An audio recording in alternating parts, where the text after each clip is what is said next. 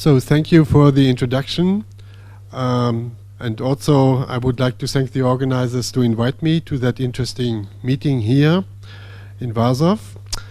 In former times we have reported several data about hyperthermia in children in combination with chemotherapy according to the Hyperpie protocol, where we use full dose of chemotherapy with 2 sessions of hyperthermia in recurrent and refractory diseases in children.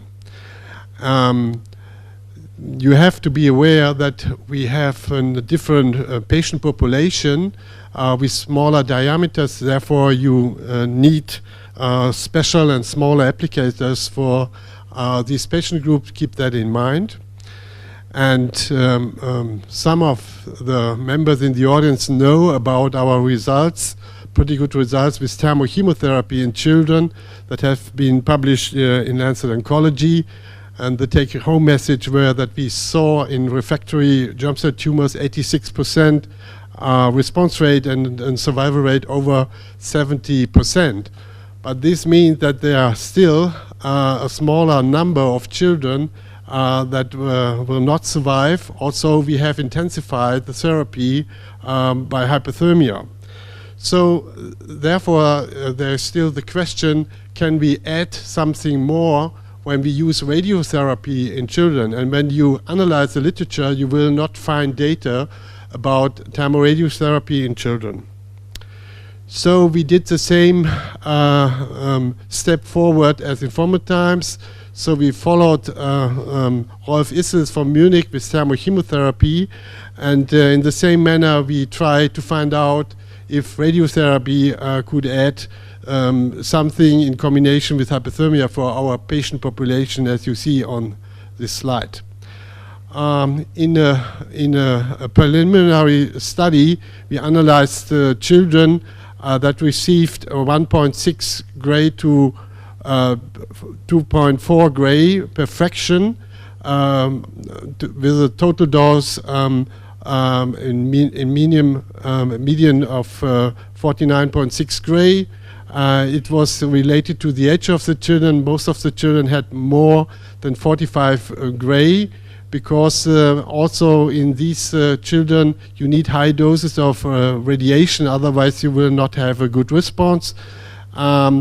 Because of our experience, we were able to have an interval between the radiation and the start of the the hyperthermia within 30 minutes to switch on the applicator.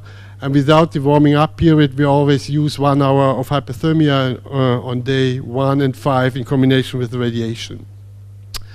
Keep in mind that we have extremely high quality measurements for safety reasons. We always use invasive thermometry, and also we do a monitoring during the sedation when we use the hyperthermia. Here you can see the patient population, 19 children and adolescents in the age of 7 months to 17 years. They were refractory malignant germ cell tumors, rhabdomyosarcomas, and 1 nephroblastomas. And the reason for treatment were poor response in 5 cases, first relapse in 4 cases, and 10 children had more than 1 relapse.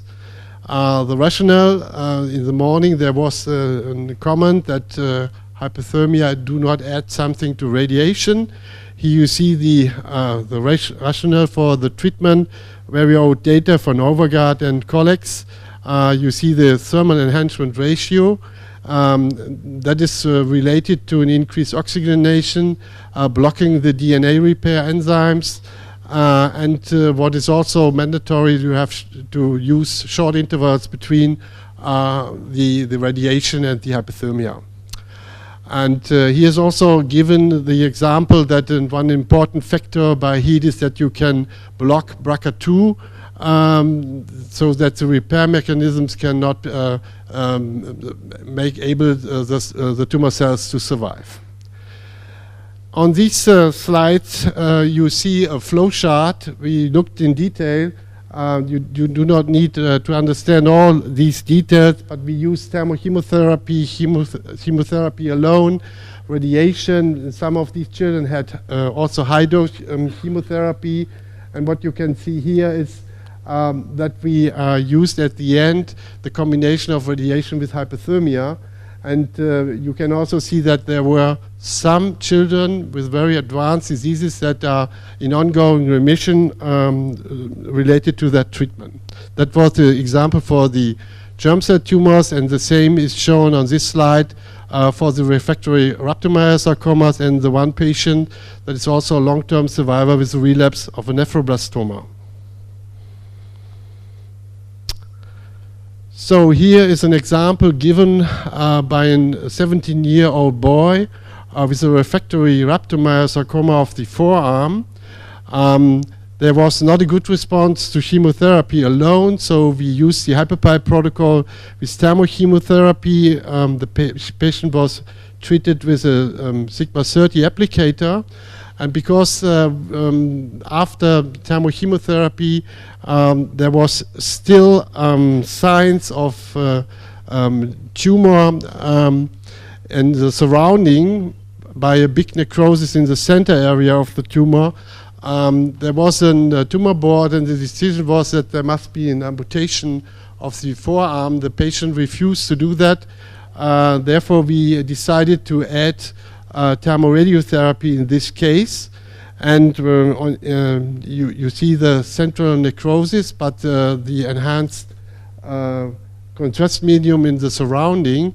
But during the further follow-up, you see that the tumor size decreases, and after 3 years follow-up, there was not found hints of a relapse, so the patient is doing well with 2 arms. On this slide, you can see the toxicity related to the hyperthermia with the radiation.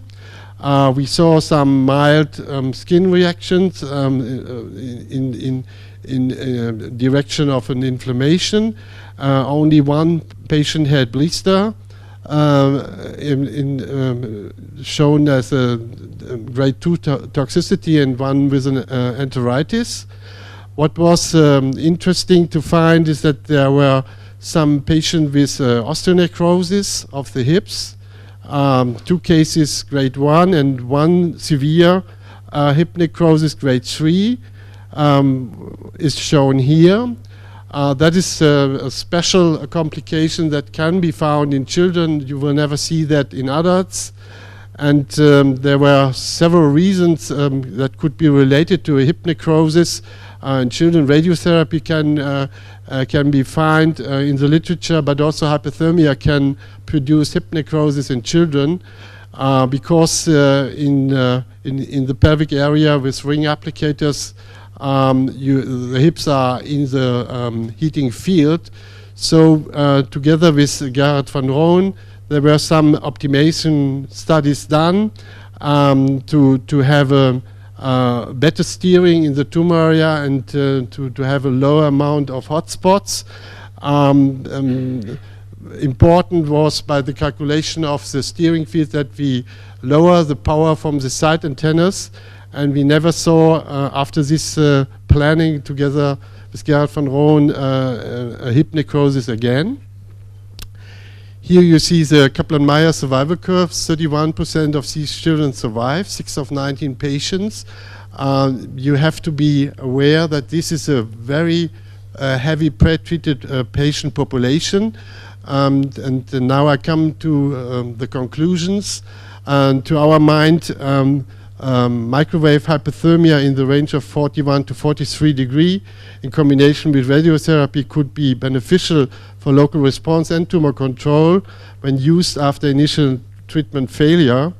And to our mind, these treatment options showed a low rate of acute toxicity and was well tolerated.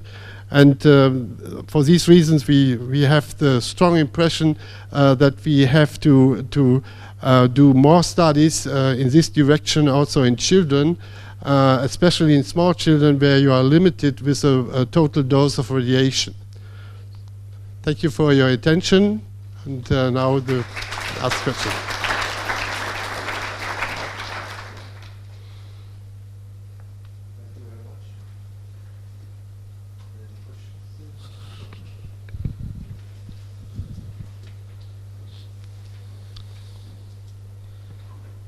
Okay. Can I just ask you one thing? These children are normally sedated, or during the course of sedation, does it also cause any problem in terms of hypothermia? Yeah, that is important. We do not use full anesthesia. We only need sedation with a various cocktail of drugs. So you will have some contact to the patient, but they are asleep over a time period of 2 hours. And that makes the treatment comfortable for these children.